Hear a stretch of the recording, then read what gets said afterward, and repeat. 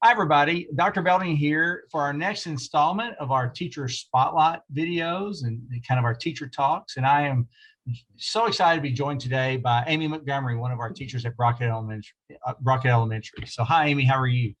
I'm good. How are you? I'm doing great, doing great. Good, So, good. well, talk to us a little bit about your background and what your path has been, to get into education and your years in education, serving as a teacher, and just kind of a little bit of your background. Well, I took a little bit different path. I have a bachelor's in business, and I did about 12 years in the corporate world. Did a couple of different roles, and my final role was as a trainer. And I loved training adults. And I got to thinking, I think I would prefer to work with kids. I had young kids at the time.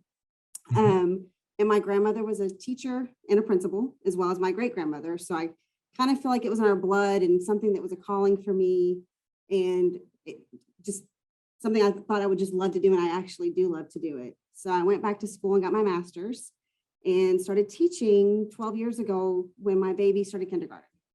I've been teaching fourth grade for 12 years until this year.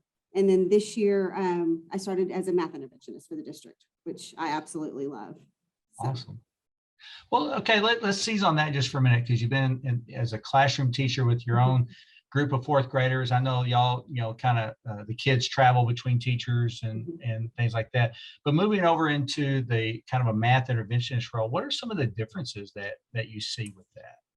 Well, I actually love getting to work with all the different grade levels, because I've been with one grade level for so long, and the kids have such different personalities and needs. And I love getting to experience all of those things with those kids. It's also brought a new challenge to me this year of trying to plan for 5 different grade levels, different activities, figuring out what their needs are and what works best for them and how to fill their gaps. So I've really enjoyed doing all of that this year.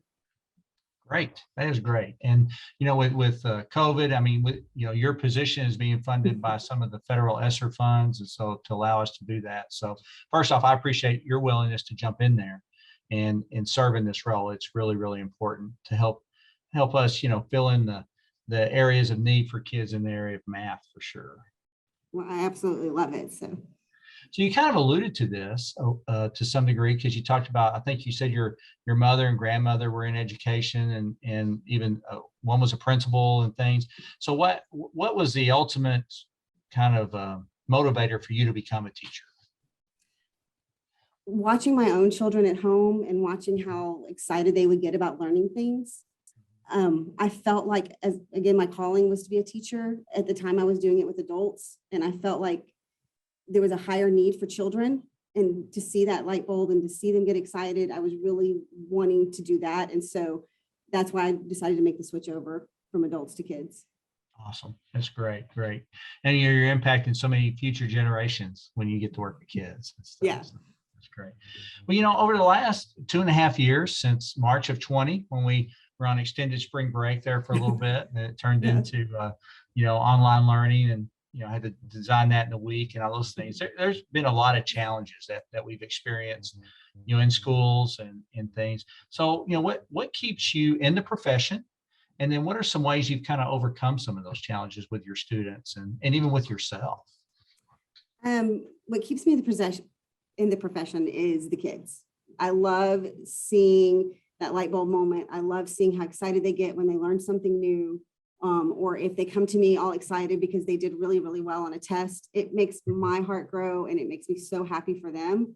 And so that just kind of keeps me here, knowing that I'm coming in every day with a purpose to help these kids, and I am making a difference in their life. And that makes me feel better about myself. Right. Some of the challenges, well, last year I was a virtual teacher, so that was a challenge within itself. Having to adapt everything from a face-to-face environment into a virtual environment. But again, I loved being able to see those kids, even if they were at home, they were finding a way to connect with each other and to connect with us as teachers, and building those relationships. So I feel like having those relationships has really, really helped me as a teacher to make sure that they're getting their needs and I'm getting my needs met. Right. So it's those connections Mhm. you know, between people and helping the kids connect and reconnect now that we're back Correct. and things of that nature. Awesome. That's Yes. great. Yes. Well, talk to me a little bit about, you know, you choose to teach in Aubrey ISD, and you do a fantastic job. But what's special about working in Aubrey ISD? I taught in a larger district for 5 years, and Aubrey ISD is like home. It is a very tight-knit community. Everybody makes you feel welcome. And it's the sense of family, not just here at Brockett, but within the district period. You know, as a parent, I get to go to the football games on Friday nights, and I love seeing how the whole community comes together. If there is a tragedy or an issue, the whole community as of Aubrey ISD always seems to come together. And I love that as a parent and as a community member and as a teacher. And so to me, Aubrey is home. Great, right. So, you know, when you talk about being a family, that's what you feel is a true family atmosphere and culture. That's great. That's great. Yes. Well, if there's somebody's watching that's thinking about becoming a teacher and get into the education profession, whether it's you know, kind of a traditional pathway, you know, going to get your bachelor's, going to the College of Ed, or like you did, changing careers and getting into education that way, what advice would you have for them? And even people that are teaching right now and you know, through these challenging times, what advice would you have for them? My advice would be is to remember why you're here, that you're important, a part of these kids' lives. We tend to spend more time with them than sometimes their parents do because of how many hours a day they are in school. And just remember that you're making an important difference in a kid's life. You may not see it every day, but you will eventually get to see that moment, and you're there for them. It's great. It's great. What about those that are thinking about getting into the profession? Kind of the same thing, the opportunity to make a difference? Yes, I think that that's the biggest thing is you're going to make a huge difference. Know that it's going to be hard, know that it's going to be a lot of work, but you will get some really good outcomes from it. Right.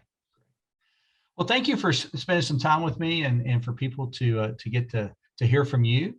I really appreciate it. And you do a fantastic job and jumping into the math intervention role this year, you know, it was so needed and you've just embraced that and you continue to plant seeds of excellence and love in the kids. And I really do appreciate it so much. Well, thank you very much. All right, everybody. Hope you've enjoyed our video and we'll see you soon.